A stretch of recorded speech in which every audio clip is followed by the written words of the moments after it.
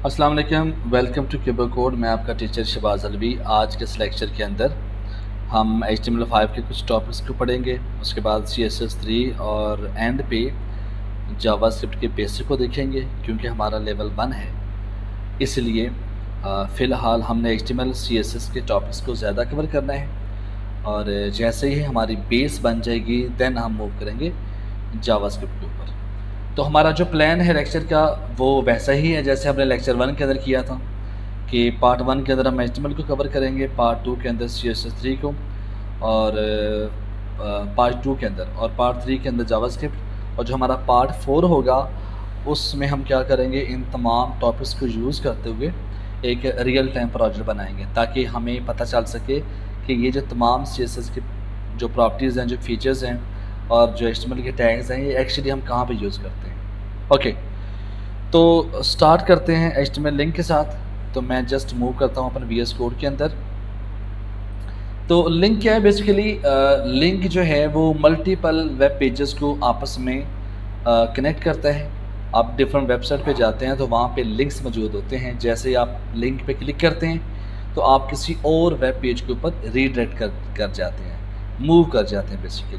ठीक है, तो इसका जो सिंटैक्स है कि आप एंकर टैग लिखते कैसे हैं, वो हम जस्ट सिंपल ए प्रेस करेंगे और हमारे पास आ जाएगा एक एंकर टैग। इसको हम एंकर टैग भी कहते हैं। बेसिकली ये उसका ओपनिंग टैग है और ये वाला उसका क्लोजिंग टैग है।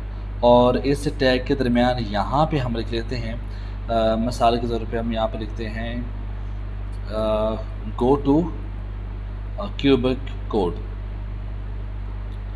Go to cubic code. और बेसिकली ये जो href है ये रेफरेंस है, ये इम्पोर्टेंट एट्रीब्यूट है एंकर टैग के अंदर।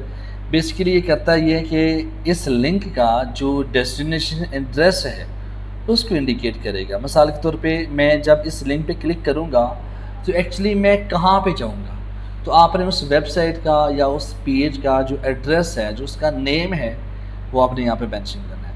अब यहाँ पे जैसे कि हमारा जो VS जो क्यूबिक कोड है, इसका जो मैं यहाँ से लिख लेता हूँ Ctrl+C, और यहाँ पे जाके href के अंदर हम इसको जाके पेस्ट कर देते हैं। तो Ctrl+S किया और मैं जैसे ही इसको ओपन विद लाइव सर्वर करूँगा तो मेरे पास एक लिंक आ जाएगा गो टू क्यूबिक कोड। मैं जैसे इस पर क्लिक करूँगा तो मैं अपने YouTube चैनल के ऊपर रिडायरेक्ट कर लूँगा, मतलब कि मैं मूव कर जाऊँगा। ठीक है, ओके जी। तो इस तरह जो है हम एक लिंक क्रिएट कर सकते हैं। नेक्स्ट जो इसकी इम्पोर्टेंट प्रॉपर्टीज़ हैं उसको हम वन बाय वन देख लेते हैं। यहाँ पे आपने देखा कि जैसे ही मैंने इसको ओपन किया, क्यूबिक कोड को इस लिंक पे क्लिक किया, तो बेसिकली इसी सेम विंडो के अंदर वो जो वेबसाइट है जिस पे मैं जाना चाह रहा था वो ओपन होगी। अब मुझे वो नज़र नहीं आ रहा गो टू क्यूबिक कोड। मैं ये चाहता था कि बेसिकली ये जो मेरा लिंक है, ये जो मेरी वेबसाइट है, एक न्यू टैग के अंदर ओपन होता, न्यू जो टैब के अंदर, सॉरी, न्यू टैब के अंदर ओपन होता और न्यू विंडो के अंदर ओपन होता। मैं इसको सेम विंडो के अंदर ओपन नहीं करना चाहता। उसके लिए हम क्या करते हैं जी, ज़रा बैक आ जाते हैं। अब यहाँ पे देखें VS कोड के अंदर जाके हमारे पास एक एट्रीब्यूट होता है जिसका नाम है टारगेट। एंटर करें तो टारगेट के अंदर ये 4 वैल्यूज आती हैं हमारे पास, underscore blank, underscore parent, self और टॉप। जब आप कोई भी वैल्यू असाइन नहीं करते, इवन कि आप टारगेट मेंशन ही नहीं करते। अच्छा, टारगेट का मतलब ये है कि जब आप इस लिंक पे लिंक पे क्लिक करेंगे तो आपका जो लिंक ओपन होगा वो सेम विंडो के अंदर होगा या सेपरेट से एक नई विंडो ओपन होगी, उसके लिए हम टारगेट यूज़ करते हैं। और इसकी 4 वैल्यूज़ हैं। सबसे पहले हम स्टार्ट करते हैं बेसिकली हमारा जो सेल्फ है, और सेल्फ के अंदर हम क्या करते हैं, सेल्फ में होता यह है कि अगर आपने कोई भी वैल्यू नहीं दी, मतलब बाय डिफ़ॉल्ट जो है ना वो सेल्फ वैल्यू ही होती है, मतलब कि सेम विंडो के अंदर ही आपका लिंक ओपन होगा। और अगर मैं ब्लैंक की बात करता हूँ, चलिए पहले मैं सेल्फ करके दिखाता हूँ। यहाँ पे एंटर किया, Ctrl+S किया, यहाँ पे हम जाएँ तो मैं इसको गो टू क्यूबिक कोड करूँ तो बेसिकली सेम विंडो के अंदर मेरा जो लिंक है वो ओपन हो चुका। तो यहाँ से हम बैक जाते हैं ओके जी। अब VS कोड में दोबारा वापस आए और फिर मैं इसकी जो वैल्यू है वो मैं साइन करता हूँ अंडरस्कोर ब्लैंक। अंडरस्कोर ब्लैंक करेंगे तो क्या फ़र्क आता है जी, यहाँ पे जैसे ही मैंने इस पर क्लिक किया, अब ये देखिए एक न्यू विंडो के अंदर ओपन हो रही है मेरी वेबसाइट, जो मेरा यूट्यूब चैनल है। इसका मतलब है ये यहाँ पे देखें, आपकी जो मेन विंडो थी, आपकी जो मेन वेब पेज था, वो यहाँ पे मौजूद है। तो उसने क्या किया, जैसे ही मैं इस लिंक पे क्लिक करता हूँ तो वो एक न्यू विंडो के अंदर जाके ओपन हो जाता है। ठीक है, तो ये हम यूज़ करते हैं अंडरस्कोर ब्लैंक के साथ, मतलब कि आपने एक न्यू पेज जो न्यू विंडो के अंदर ओपन करना हो। उसके बाद पेरेंट की बात करें, मैं इसी को कर देता हूँ पेरेंट के साथ। अब पेरेंट का मतलब ये होता है कि आप इसका जो पेरेंट फ्रेम है वो कौन सा है। देखें, मैं यहाँ पे जाऊँ, ये जो है इसका पेरेंट फ्रेम है। इसका मतलब अगर मैं इसको क्लिक करता हूँ इस लिंक को, तो बेसिकली ये जो वेबसाइट है, जो मतलब कि मैंने यूट्यूब का एड्रेस दिया हुआ है, वो इसी पेरेंट के अंदर ही ओपन होगा। मतलब आप ये समझ लें कि पेरेंट है तो आगे उसका चाइल्ड है, तो पेरेंट के सामने ही, पेरेंट के साथ ही ओपन होगा। मैं जैसे उसको क्लिक करता हूँ तो ये देखिए इसी के अंदर ओपन हो गया। ये बेसिकली सेल्फ और जो पेरेंट है वो आपसे मिलते जुलते हैं, सेम ही है। और अंडरस्कोर टॉप की बात करें तो इसमें बेसिकली क्या होता है कि फुल बॉडी जो है ना आपकी विंडो में ओपन हो जाता है। मैं यहाँ पे जस्ट इसको आप एक बार ट्राई करें, वन बाय वन तमाम ऑप्शंस को एक्सप्लोर करें। यहाँ पे जाएं, मैं इसको क्लिक करता हूँ तो ये देखिए जी, तो उसने क्या किया, फुल बॉडी के अंदर आपका जो पेज है वो ओपन हो चुका। तो ये था हमारे पास है कि लिंक्स का जो एट्रीब्यूट है, मतलब कि आपने अगर टारगेट करना है तो किस तरह से करना है। उसके बाद हमारे पास आ जाते हैं, वापस आ जाएं, तो यहाँ पे हम कहते हैं कि हमारे पास दो तरह के URL होते हैं। ठीक है, there are two types of URL। इसको मैंने कमेंट कर दिया। अब कितने होते हैं जी, पहला जो हमारे पास URL एड्रेस आता है वो आता है एब्सोल्यूट URL, और दूसरा हमारे पास आता है relative URL। One by one हम इसको देखते हैं कि इसका मतलब क्या है। मैं यहाँ पे जस्ट इसको कमेंट कर देता हूँ।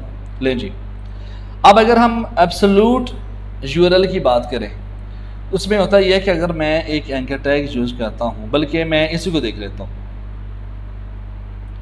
एब्सोल्यूट की बात हो रही है सबसे पहले। तो ये जो मेरे पास एक लिंक जो मैंने ऑलरेडी बनाया हुआ है, यहाँ पे देखिए, इसको मैं Ctrl+C करूँ और यहाँ पे आके Ctrl+V कर देता हूँ। ठीक है, और ज़ाहिर है मुझे इसको अनलिंक करना पड़ेगा, या मैं ऐसे करता हूँ, एक न्यू से चले, एक new tag, new anchor tag हम बना लेते हैं। ओके, ये सारा जो एरिया आपका कमेंट क्या है, इसको यहाँ पे आप ना लिखें, बाहर आके लिखिए।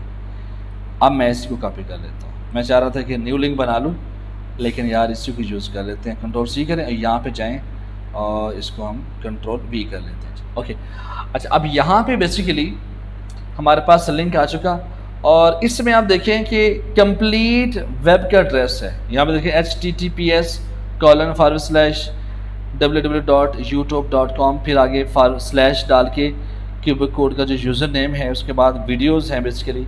तो आप ये समझ लें कि ये जो वेब का कंप्लीट एड्रेस हम डालते हैं, that is called absolute URL। और जब हम रिलेटिव URL की बात करते हैं तो इसका मतलब है यहाँ पे मैं एक एंकर टैग बनाता हूँ और href के अंदर लिखता हूँ blog.html।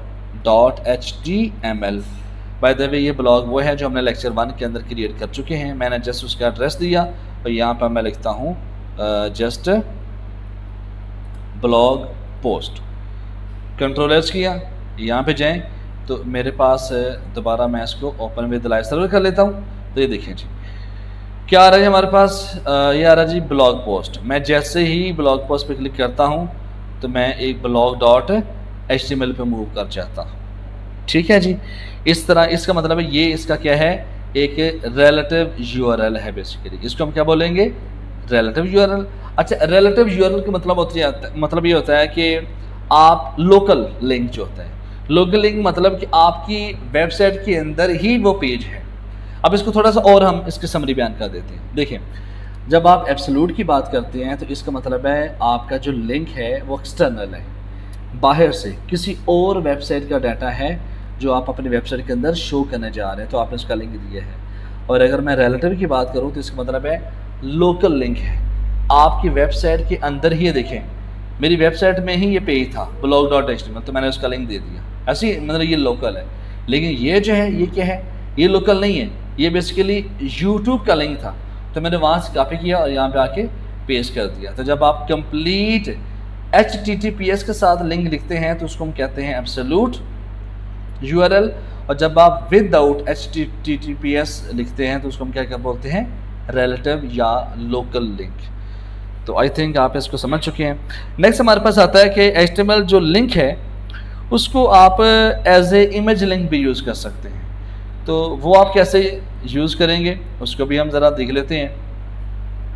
मैं जस्ट इनको कमेंट कर रहा हूँ साथ साथ, और इसको भी हम कमेंट करते हैं। लेंज बाय द वे मैं कमेंट कर रहा हूँ कंट्रोल और कंट्रोल+/। ओके जी, अब यहाँ पे हम एक लिंक बनाते हैं और लिंक के अंदर हम दे देते हैं जी कि blog.html, और इसके अंदर मुझे इमेज टैग लगाना पड़ेगा। मैं क्या कर रहा हूँ, इसको आप ग्राफिकल लिंक भी कहते हैं बेसिकली, कि इमेज लिंक कैसे बनाते हैं कि एक इमेज शो हो और जैसे ही मैं इमेज पे क्लिक करूँ तो वो भी लिंक की तरह काम करे। तो यहाँ पे हम लगा लेते हैं जी इमेज टैग। एंटर किया तो मुझे पहले इमेज लेके आनी पड़ेगी। मैं यहाँ पे जाता हूँ और पिक्चर्स के अंदर जाके हम कोई भी इमेज देख लेते हैं। मैं इसको पकड़ता हूँ और VS कोड के अंदर लेके आता हूँ और यहाँ पे आके मैंने इसको ड्रॉप कर दिया। यहाँ पे आप जाएं और मैं यहाँ पे ये जो इमेज टैग है बेसिकली क्या करता है जी, यहाँ पे आप ये जो सोर्स लिखा हुआ है SRC stand for source, basically यहाँ पे आपने इमेज का नाम लिखना है। और आल्ट का मतलब होता है अल्टरनेटिव टेक्स्ट, कि अगर किसी भी वजह से अगर ये इमेज शो नहीं होती तो बेसिकली ये जो आल्ट है ये बताने के लिए कि ये जो इमेज है ये किससे रिलेटेड है, तो हम यहाँ पे टेक्स्ट यूज़ करते हैं। तो अगर आपको इमेज शो नहीं होती तो आपको ये टेक्स्ट शो होगा अल्टरनेटिव मुतबादल में। ओके जी, तो यहाँ पे हम क्या करेंगे, जस्ट आप / लगाएं तो आपके एक्सप्लोरर के अंदर जो भी इमेज होगी यहाँ पे शो हो जाएगी। तो मैं पहले ही मैं शो हो रही है, मैं इस पर क्लिक करता हूँ, कंट्रोलर्स करते हैं। मैं इसकी जो विड्थ और हाइट है वो भी डिफाइन कर लेता हूँ। यहाँ पे आ जाएगा विड्थ, मैं कहता हूँ जी कि 100 पिक्सल है। उसके बाद अगर मैं इसकी हाइट पे जाऊँ तो वो हमारे पास आ जाती है 100 पिक्सल। तो यहाँ पे आप देखें जाके, मैं इसको ओपन विद लाइव सर्वर करता हूँ, चेक करें जी हमारे पास आ चुका एक ग्राफिकल लिंक बन चुका है। मैं जैसे ही इस पर क्लिक करूँगा तो बेसिकली मैं किसी दूसरे पेज पे मूव कर जाऊँगा blog.html के ऊपर। यहाँ से मैं बैक जा सकता हूँ। तो ये देखेंगे हमारे पास जो है ना एक इमेज लिंक बन चुका है। तो इस तरह से आप इमेज को यूज़ कर सकते हैं एंकर टैग के साथ। उसके बाद हम बात करें बटन एज अ लिंक, कि आप जैसे हम इमेज को एक लिंक बना सकते हैं इसी तरह बटन को भी हम एज ए लिंक बना सकते हैं। वो हम कैसे बनाएंगे, जस्ट आप जाएं VS कोड में और यहाँ से मैंने इसको कर दिया कमेंट, और कमेंट करने के बाद हम यहाँ पे यूज़ करते हैं बटन। एंटर किया। अब मैं क्या कर रहा हूँ, बेसिकली मैं बटन को एज ए लिंक बना रहा हूँ कि जैसे मैं इस बटन पे क्लिक करूँ तो कोई इवेंट अकर होना चाहिए। तो ये जो ओपनिंग टैग है बटन टैग का, इसको इसमें मैं स्पेसिफाई करूँगा कि इसकी जो टाइप है वो बटन है। और उसके बाद मैं जैसे ही इस पर ऑन क्लिक करूँगा, ठीक है, मैं जैसे इस पर ऑन क्लिक करूँगा तो होना क्या चाहिए कि बेसिकली डॉक्यूमेंट डॉट, मैं उस लोकेशन पे जाऊँ, डॉक्यूमेंट की उस लोकेशन पे जाऊँ जहाँ पे क्या पड़ा हो, जहाँ पे पड़ा हो blog.html। ठीक है जी। तो बेसिकली मैंने क्या किया है, जैसे ही आप इस बटन पे क्लिक करेंगे ऑन क्लिक, तो आप क्या करेंगे डॉक्यूमेंट लोकेशन, और किस लोकेशन पे जाएंगे आप blog.html के ऊपर। तो कंट्रोल S करें, यहाँ पे आप जाएं तो मेरे पास एक बटन आ चुका, लेकिन यहाँ पे मैंने लिखना है कुछ यहाँ पे। तो हम यहाँ पे लिखते हैं कि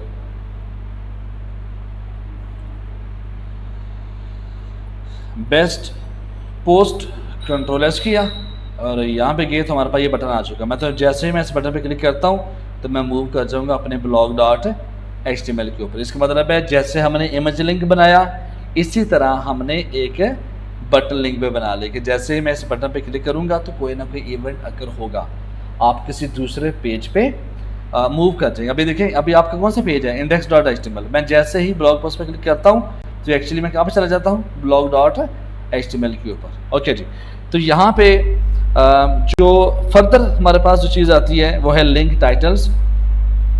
इसको हम कैसे यूज़ करेंगे, मैं जस्ट यहाँ पे मैं नीचे आ जाता हूँ, एक एंकर टैग लेता हूँ और यहाँ पे मैं जस्ट जो है ना वही ले लेता हूँ जी, blog.html, और यहाँ पे हमने लिखा जी कि ब्लॉग। और फिर हम क्या करेंगे, एंकर टैग के यहाँ पे आप एक एट्रीब्यूट यूज़ करें जिसका नाम है टाइटल। ठीक है, और मैंने जस्ट क्या लिखूँगा यहाँ पे हम लिखेंगे go to best SEO friendly blog post. ऐसी है जी कि जैसे ही हम लिंक पे हॉवर करें माउस के ज़रिए तो मेरे पास एक टूल टिप जो है ना वो शो हो जाए। अब यहाँ पे क्या आपको नज़र आ रहा है, गो टू बेस्ट SEO, सीरो नहीं SEO, स्पेलिंग इसका ज़रा चेंज कर लें, ये बेसिकली SEO है, SEO फ्रेंडली जो है ना आपके पास ब्लॉग पोस्ट आ जाएगी। देखिए मैं जैसे इस पर क्लिक करता हूँ तो एक टूल टिप आ जाती है, इसको हम बोलते हैं लिंक टाइटल्स। कि जब आप इस पर क्लिक करें तो आपको थोड़ा सा आइडिया हो जाए कि इस लिंक के बारे में इंफॉर्मेशन मिल जाए आपको कि एक्चुअली जब आप इस लिंक पे क्लिक करेंगे तो आप कहाँ पे मूव करने वाले हैं। उसके बाद हमारे पास आ जाता है कि link to any email address. तो इसको हम क्या करते हैं जी, यूज़ मेल टू, हम इसको href एट्रीब्यूट के अंदर हम यूज़ करेंगे और आप जैसे ही आप इस लिंक पे क्लिक करेंगे तो आप किसी बंदे को ईमेल कर सकते हैं। कैसे, मैं आपको बताता हूँ। अक्सर जो है हमारी वेबसाइट के अंदर इस तरह होता है कि जैसे ही आप डायरेक्ट आप इस पे क्लिक करते हैं तो आप उस प्रोग्राम के अंदर ओपन हो जाते हैं जहाँ पे आप अपनी ईमेल सेंड कर सकते हैं। तो हम करेंगे ये, मैं इसको कर देता हूँ कमेंट। ओके, यहाँ पे हम एक एंकर टैग यूज़ करेंगे और href के अंदर मैं क्या यूज़ करूँगा,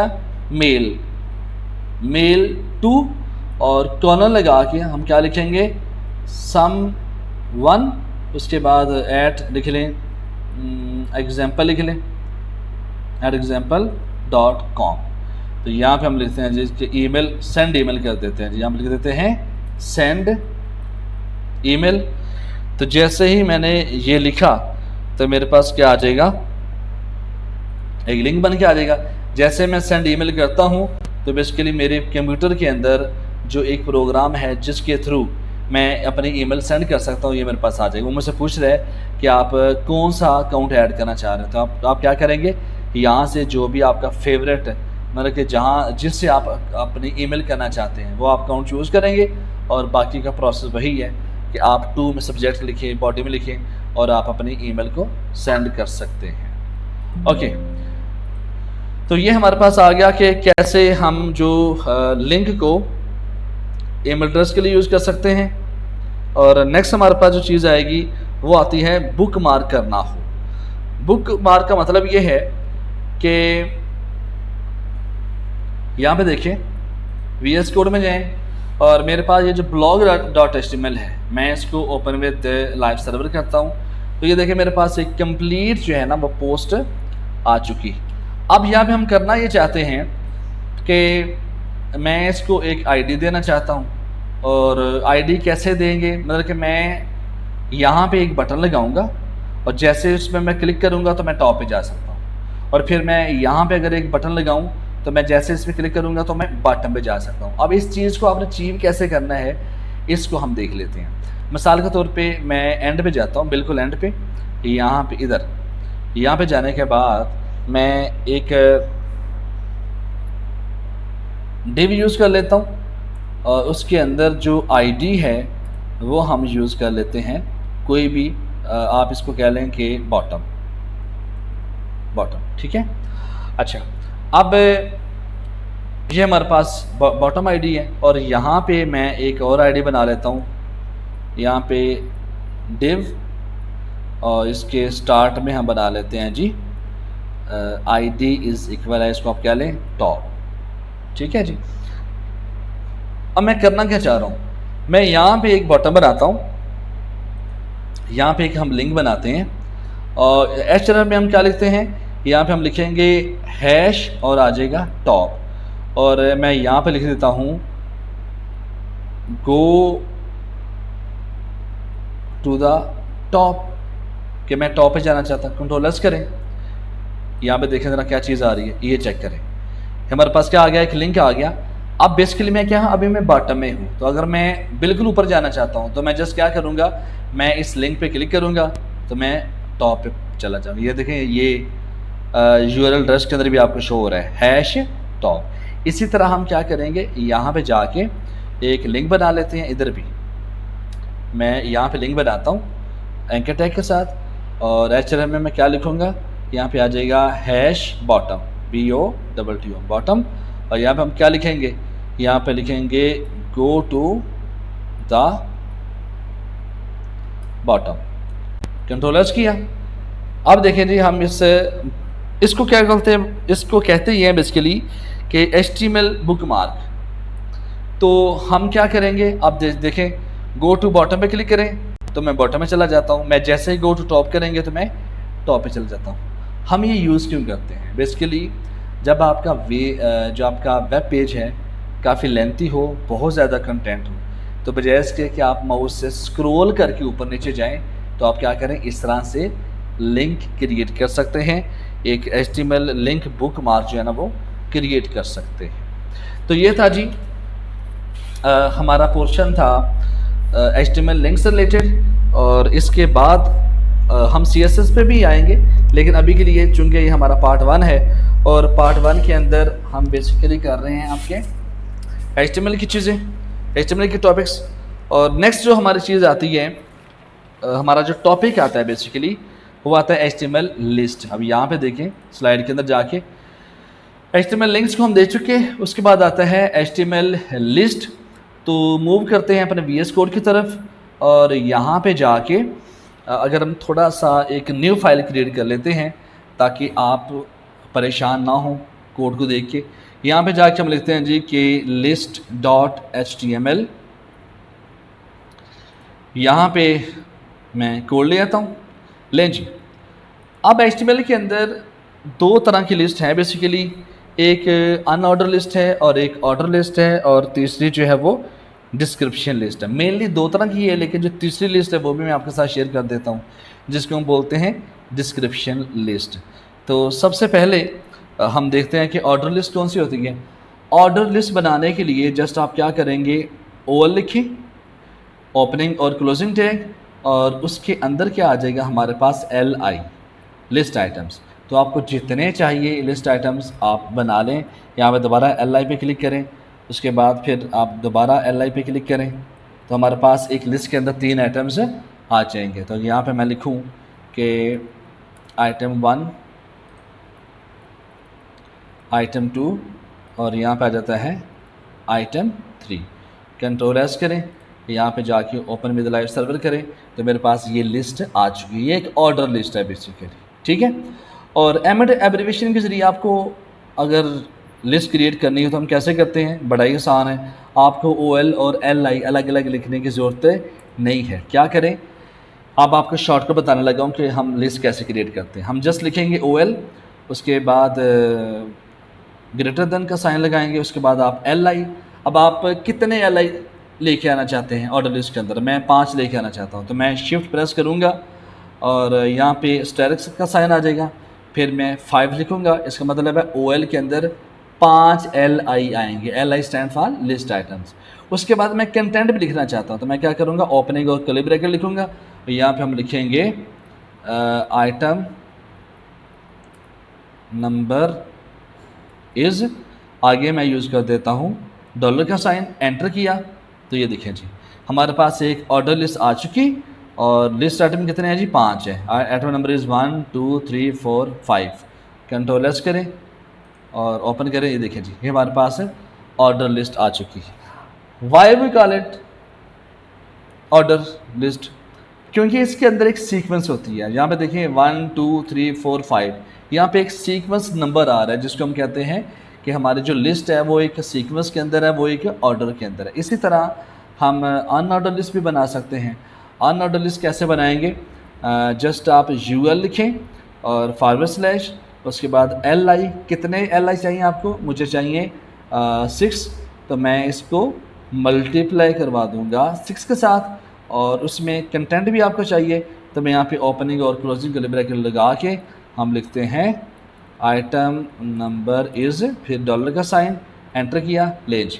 अब हमारे पास अनऑर्डर लिस्ट आ चुकी। कंट्रोल एस करें तो यहाँ पे देखें जी। अब इसमें क्या फ़र्क है? बेसिकली यहाँ पे नंबरिंग मौजूद है और यहाँ पे नंबरिंग नहीं है, बल्कि बुलेट्स मौजूद हैं। अब आप इन बुलेट्स को चेंज भी कर सकते हैं, नंबरिंग को भी चेंज कर सकते हैं। ये तमाम के तमाम चीज़ें करेंगे हम पार्ट 2 के अंदर, जिसके अंदर हम CSS के टॉपिक्स को एक्सप्लोर करने वाले हैं। ओके जी, तो ये हमारे पास थी ऑर्डर लिस्ट और अनऑर्डर लिस्ट। उसके बाद जो हमारे पास आती है वो आती है डिस्क्रिप्शन लिस्ट। तो वो हम कैसे बनाते हैं उसको भी हम देख लेते हैं। उसके लिए जस्ट आप क्या करेंगे, एक बार लिखें DL ओपन और DL क्लोज आ गया। उसके बाद आप लिखें DT का मतलब कि यहाँ पे जो टर्म आपने बतानी है, ठीक है। अब टर्म क्या है? मिसाल तौर पे मैं चाहता हूँ कि मैं कंप्यूटर साइंस और मैनेजमेंट साइंसेस के अंदर जो डिफरेंट सब्जेक्ट होते हैं उसको मैं एक्सप्लोर करना चाहता हूँ, मैं शो करना चाहता हूँ। तो हम क्या करेंगे, मैं DT के अंदर लिखूँगा कंप्यूटर साइंस, और इसकी आगे क्या बन जाएगा, मैं DD यूज़ करूँगा। इसके अंदर आ जाएगा जावा, उसके बाद आपके पास आ जाएगा C++, उसके बाद आ जाएगा पाइथन। ओके, उसके बाद अगेन हम यहाँ पे DT यूज़ करेंगे, टर्म बेसिकली। अब क्या है, मैं मैनेजमेंट साइंसेस के कुछ सब्जेक्ट जो है वो शो करवाना चाहता हूँ, तो यहाँ पे आएगा मैनेजमेंट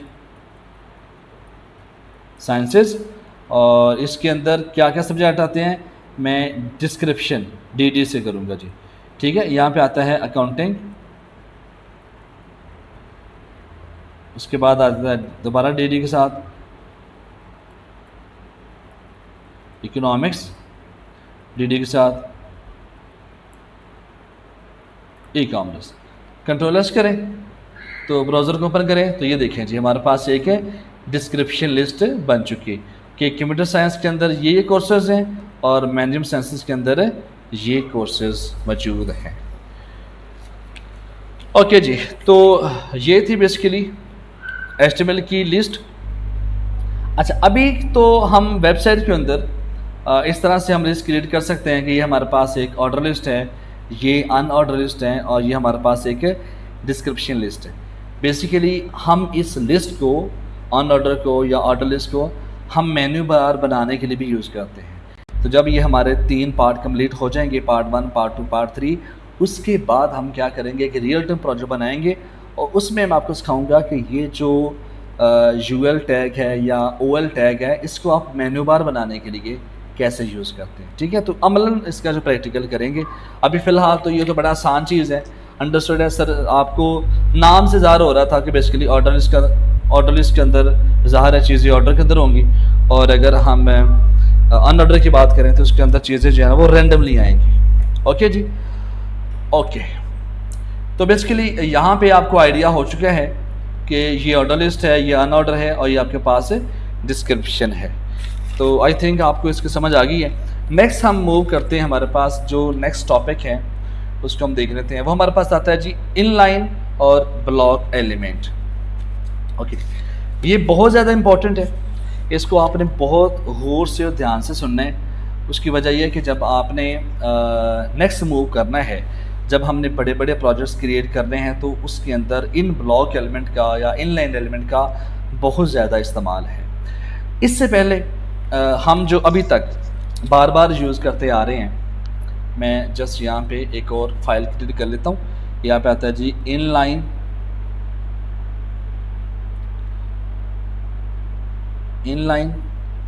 और एंड ब्लॉक .html, एंटर किया, ले जी ये हमारे पास आ चुका।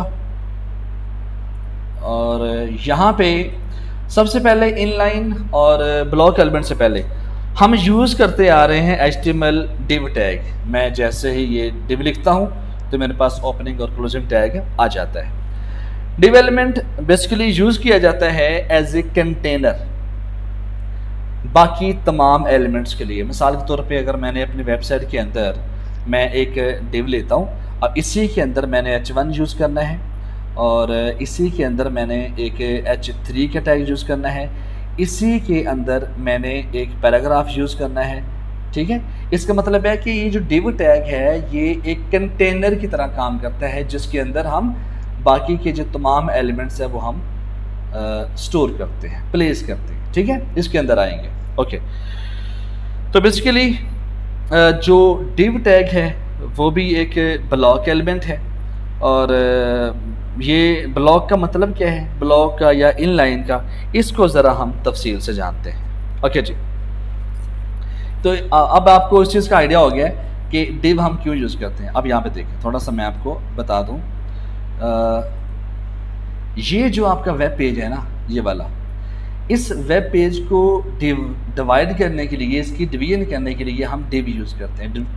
div जो निकला है डिवाइड से है, तो वो कंटेनर है। मिसाल के तौर पे यहाँ पे मैं एक हेडर बनाना चाहता हूँ, यहाँ पे मेन्यू बार, साइडों पे side bar, left side bar, right side bar, नीचे फुटर लेके आना चाहता हूँ। मतलब कि मैं पूरा वेबसाइट का लेआउट बनाना चाहता हूँ, मैं इस पूरे पेज को डिवाइड करना चाहता हूँ, तो हम div यूज़ करते हैं। ओके, अब हमारा जो मेन कंसर्न है वो आता है किसके ऊपर, इनलाइन और ब्लॉक एलिमेंट का मतलब क्या है। ये बड़ी अहम चीज़ है। यहाँ पे देखिए, मैं यहाँ पे जस्ट एक चीज़ यूज़ करता हूँ। एक हमने यूज़ किया h1 टैग। ओके, और मैं कहता हूँ जी कि this is a block element. क्यों एलिमेंट है बता देता हूँ आपको अभी के लिए। फिर एक मैं और एंकर टैग यूज़ करता हूँ। यहाँ पे मैं जस्ट चलें मैं नाम दे देता हूँ blog.html। इसके अंदर मैं लिखता हूँ दिस इज़ इन लाइन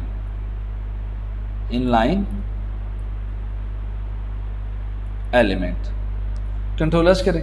अब मैं यहाँ पे जाता हूँ और इंटरनल स्टाइल अप्लाई करता हूँ इसके ऊपर, जस्ट आपको एक डिफरेंस क्रिएट करने के लिए, फ़र्क बताने के लिए कि ब्लॉक एलिमेंट क्या है बेसिकली और आपका इनलाइन एलिमेंट क्या है। जस्ट आप स्टाइल अप्लाई करें, स्टाइल टैग यूज़ किया और मैं h1 को स्टाइल करना चाहता हूँ, तो यहाँ पे मैं क्या करूँगा, यहाँ पे होगा बॉर्डर, इसका आएगा 1 पिक्सल सॉलिड और इसका कलर मैं कर देता हूँ रेड। इसी तरह मैं जाता हूँ एंकर टैग लेता हूँ और एंकर टैग पे जाके क्या करूँगा, उसी तरह मैं बॉर्डर अप्लाई करूँगा और 1 पिक्सल सॉलिड और मैं कर देता हूँ इसका कलर ब्लू। कंट्रोल एस करें, इसी को मैं कर लेता हूँ ओपन विद लाइव सर्वर। तो चेक करें जी, एक्चुअली जो आपका h1 है वो ब्लॉक एलिमेंट है और आपका जो एंकर टैग है वो इनलाइन एलिमेंट है। क्या मतलब इसका, देखिए जो ब्लॉक एलिमेंट है वो क्या करता है कि अवेलेबल जो फुल विड्थ होती है स्क्रीन की वो सारी की सारी ऑक्यूपाई कर लेता है। मतलब कि देखिए h1 में हमने लिखा तो बस इतना, लेकिन उसने क्या किया कि जो रिमेनिंग विड्थ है उसको भी अपने कब्जे में ले लिया, तो समझ लें कि उसने फुल विड्थ ले ली है। तो जो ब्लॉक एलिमेंट होते हैं इसका मतलब वो फुल विड्थ लेते हैं और आपका जो इनलाइन एलिमेंट होता है वो फुल विड्थ नहीं लेता।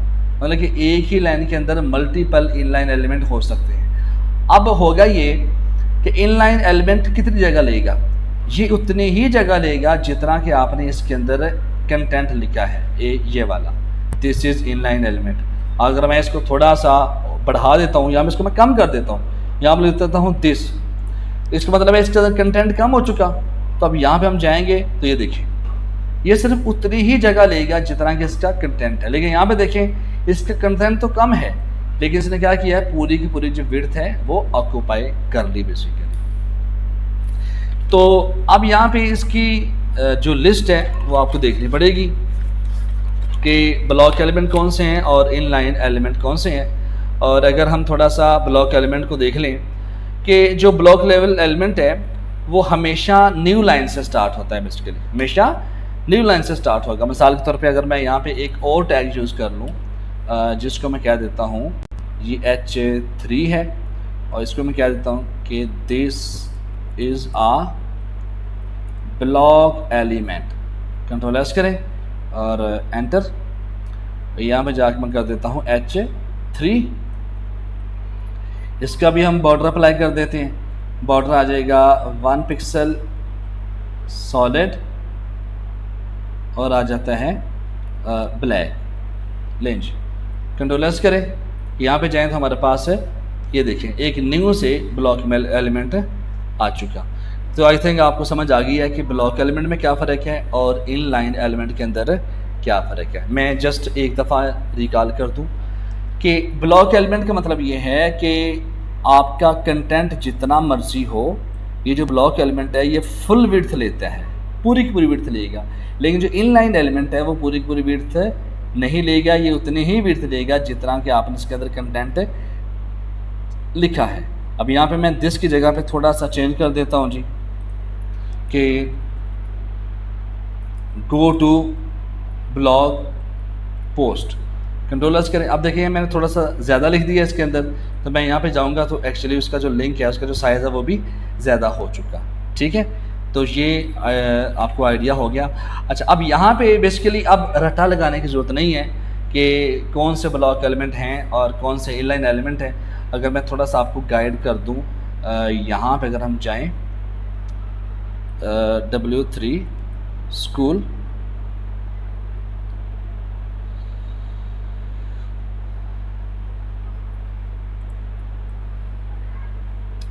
स्कूल्स HTML, एंटर करें।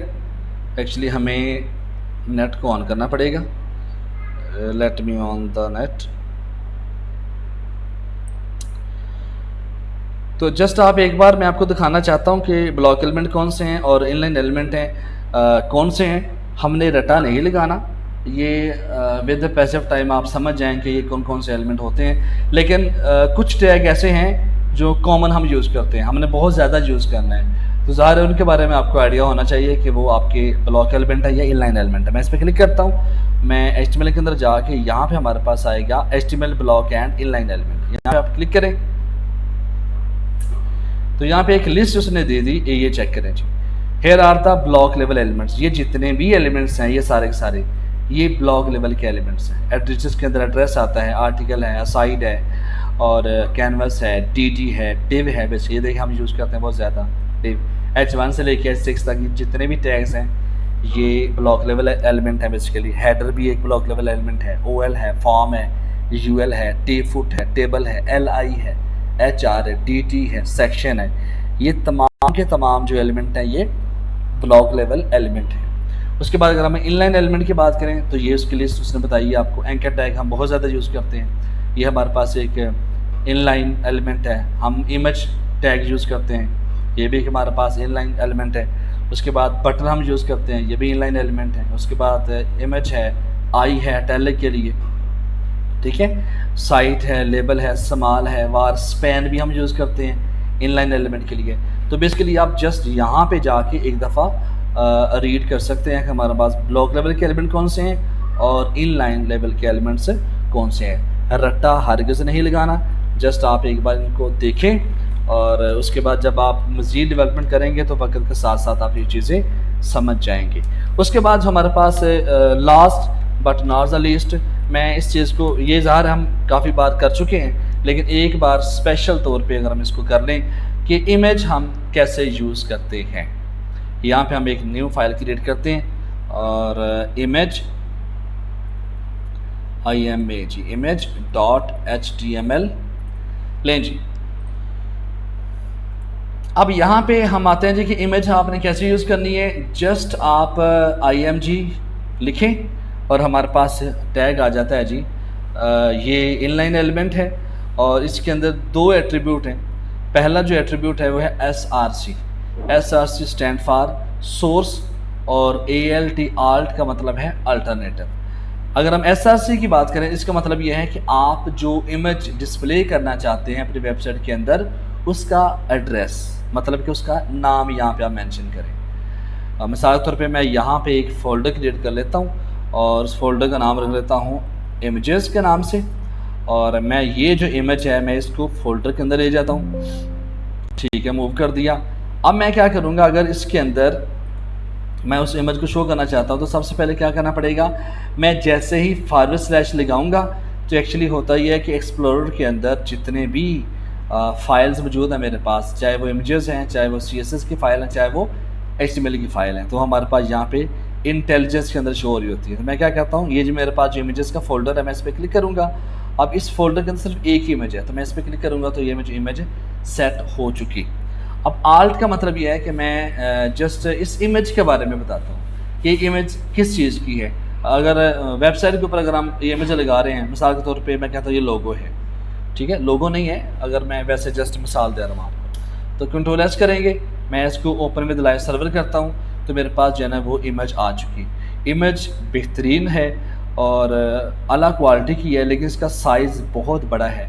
हम इसका जो साइज़ है वो भी कम कर सकते हैं। वैसे तो हम इसका साइज़ है CSS के थ्रू करेंगे, लेकिन फ़िलहाल अभी के लिए मैं यहाँ पे इसकी जो हाइट है वो मैं डिफ़ाइन कर सकता हूँ। मैं कहता हूँ जी कि ये 400 पिक्सल है और उसकी जो विड्थ है वो भी हमारे पास आ जाती है, मैं कहता हूँ जी कि 500 पिक्सल। कंट्रोल एस करें, यहाँ पे आप जाके देखें तो मैंने इमेज को रीसाइज़ कर लिया।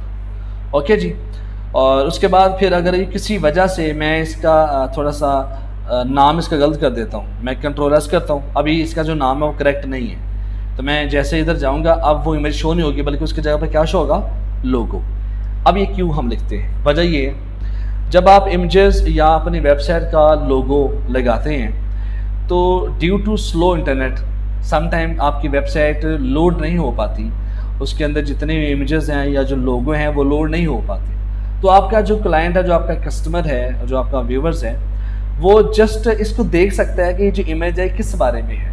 जस्ट आप ये समझ लें कि आर्ट के अंदर हम इमेज के बारे में इंफॉर्मेशन देते हैं कि ये इमेज एक्चुअली है क्या।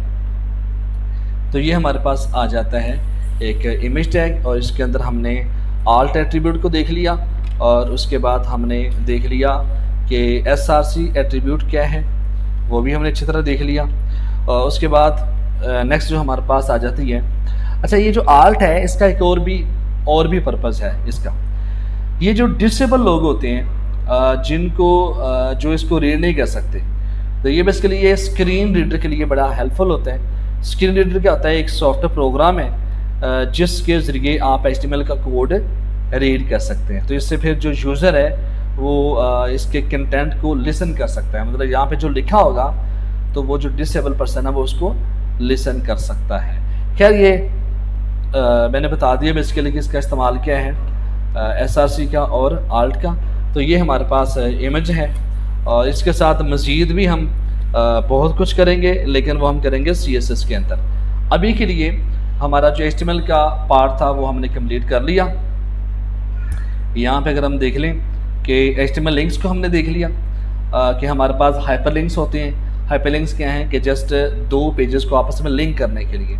लिस्ट हमने देख ली कि एक ऑर्डर लिस्ट है, एक अनऑर्डर लिस्ट है और एक डिस्क्रिप्शन लिस्ट है। अब इन लिस्ट को फर्दर मेन्यू बार बनाने के लिए भी हम यूज़ करेंगे इनलाइन और ब्लॉक एलिमेंट। अच्छा ये जो टॉपिक है ये बहुत ज़्यादा इंपॉर्टेंट है, आल्दो हमारा इतना टाइम इस पर नहीं लगा। मैंने बता दिया कि ब्लॉक एलिमेंट है क्या, इनलाइन एलिमेंट है क्या, और उसकी जो लिस्ट मैंने बता दी। W3 स्कूल्स पे जाके आप देख सकते हैं और फिर HTML इमेजेस को। तो नेक्स्ट पार्ट के अंदर हम CSS के टॉपिक्स को कवर करने वाले हैं। एक्चुअली ये जो हमारी वेब डेवलपमेंट की सीरीज़ जा रही है इसके अंदर हम ये बेस टॉपिक वाइज कवर करने के बाद हमारी जो लेवल 2 आएगा उसके अंदर हम प्रो लेवल पे, एडवांस लेवल पे ये चीज़ें यूज़ करने वाले हैं कि एक इंडस्ट्री के अंदर, सॉफ्टवेयर हाउस के अंदर जब आप एक वेबसाइट बनाते हैं अपने क्लाइंट के लिए तो वहाँ पे डेवलपमेंट किस लेवल की है। तो आज के इस पार्ट के लिए इतना काफ़ी है और नेक्स्ट इंशाल्लाह पार्ट 2 में हम एक्सप्लेन करते हैं CSS 3 के कुछ टॉपिक्स, और बहुत जल्द आ रहा है पार्ट 2 भी। इसको आप करें, टॉपिक्स को अच्छी तरह देखें, प्रैक्टिस करें, साथ साथ प्रैक्टिस करें। अगर जस्ट आप वीडियो को देख रहे हैं तो सिर्फ देखने से काम नहीं बनेगा। जब तक आप इसको प्रैक्टिकली इसको सॉल्व नहीं करेंगे, प्रैक्टिस नहीं करेंगे, तब तक आपके कंसेप्ट कवर नहीं होंगे। और एक और चीज़ है कि जस्ट मैं जितना एक्सप्लेन कर रहा हूँ, ये अभी के लिए हमारे लिए काफ़ी है। हमने ना तो, क्योंकि हमने इसका एग्ज़ाम तो देना नहीं है, क्योंकि पेपर के अंदर इसका क्वेश्चन आएगा तो हमने लंबे लंबे क्वेश्चन लिखने हैं। बेसिकली हमने एक इंडस्ट्री लेवल का एक्सपीरियंस गेन करना है। तो चीज़ों को उस हद तक पढ़ें कि ना तो उसके अंदर कोई पेचीदगी हो, और जैसे जैसे हमारा लेवल अप होता जाएगा, लेवल 2 लेवल 3 पे हम जाते जाएंगे, तो हम इंशाल्लाह तमाम जो चीज़ें वो कवर करते जाएंगे। तो ओके जी, इस लेक्चर के लिए बस इतना ही काफ़ी है, और नेक्स्ट लेक्चर के अंदर मिलते हैं। तब तक के लिए अल्लाह हाफिज़।